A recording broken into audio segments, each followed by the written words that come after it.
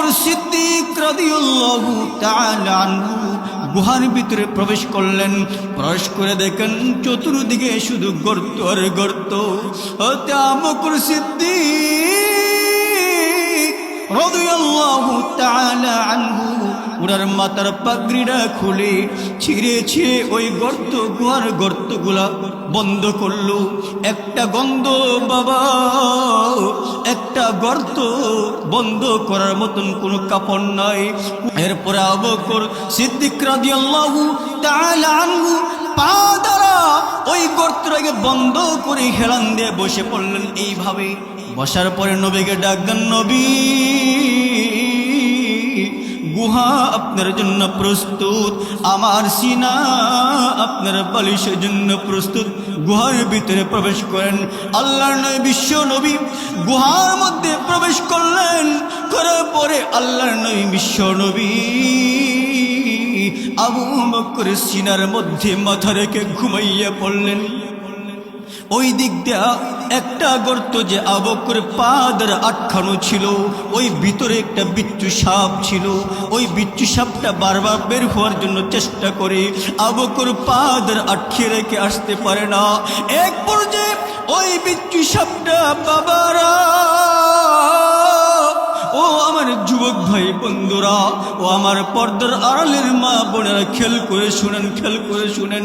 সাহাবীরা নবীর প্রতি কেমন ভালোবাসা ছিল, কেমন আশিক ছিল, যার কারণে আল্লাহ তাআলা কোরআনে আয়াত নাযিল করে দিয়েছেন, রাদিয়াল্লাহু আনহুম ওয়া রাদু আন, আমি আল্লাহ সাহাবায়ে কেরামদের প্রতি সন্তুষ্ট, সাহাবীরাও আমার প্রতি সন্তুষ্ট। আল্লাহু আকবার। বন্ধুগণ আমার, ওই সাপটা বারবার বের হওয়ার জন্য চেষ্টা করে আবু বকর পা দ্বারা আটকে রাখে যেন বের না হতে পারে। একবার যেই অপারক হয়ে সাপটা আবু বকরের পার মধ্যে কামড় দিয়া দেয়। এই কামড় দেওয়ার পরে আবু বকরের পা ব্যথা, চিল্লাইতে পারে না। এক পর্যায়ে চোখের পানি জোর জোরে পড়ার উপক্রম হয়ে গেছে। এক পর্যায়ে ওনার চোখের পানি আল্লাহর নবী বিশ্ব নবীর চেহারা মুবারকের মধ্যে পড়ে গিয়েছে। আল্লাহর নবী বিশ্ব নবীর ঘুম ভেঙ্গে গেল, জাগ্রত হয়ে গেলেন। জাগ্রত হয়ে বলেন, আবু বকর তোমার চোখের মধ্যে পানি কেন? আবু বকর তুমি কান্না করছে কেন? আবু বকর বলেন, নবী আমাকে সাপে কামড় দিয়েছে।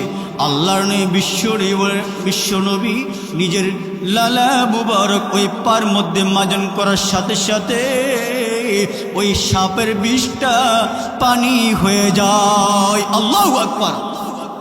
বন্ধুগণ আমার, এই পর্যন্ত সহিহ সনদে হাদিসের মধ্যে বর্ণনা হয়েছে, কিন্তু অন্যান্য তাফসীরের কিতাবের মধ্যে, অন্যান্য কিতাবের মধ্যে এটাও আছে, ওই সাপটা গর্ত থেকে বের হওয়ার পরে মহান আল্লাহ রব্বুল আলামিন ওই সাপের জবান খুলে দেয়। আল্লাহু আকবার। ওই সাপ নবীকে সালাম দেয়। সালাম দেওয়ার পরে নবীকে বলে, নবী আপনার সাহাবী আবু বকরকে আমি কামড় দিতাম না, আমি আঘাত করতাম না, তার উপর আক্রমণ করতাম না। আমি বারবার বের হওয়ার জন্য চেষ্টা করার পরেও আবু বকর বারবার পাদের আমাকে আটকাইয়ে রাখে। নবী আমি যে এই গর্তের মধ্যে আছি, একদিন নয়, দুই দিন নয়, এক বছর নয়, 2 বছর নয়, 100 বছর আগের থেকে আমি অপেক্ষায় ছিলাম। আমি শেষ নবী মুহাম্মদ সাল্লাল্লাহু আলাইহি ওয়াসাল্লামকে এক নজর দেখার জন্য ছিলাম। আল্লাহু আকবার। सारे दुनिया चाँद की तरफ देखती है, सारे दुनिया चाँद की तरफ देखती है, और साद मेरे मुस्तफ़ा की तरफ देखते हैं। सारे दुनिया साद की तरफ देखते हैं, और साद मेरे मुस्तफा की तरफ देखते हैं। আল্লাহু আকবার।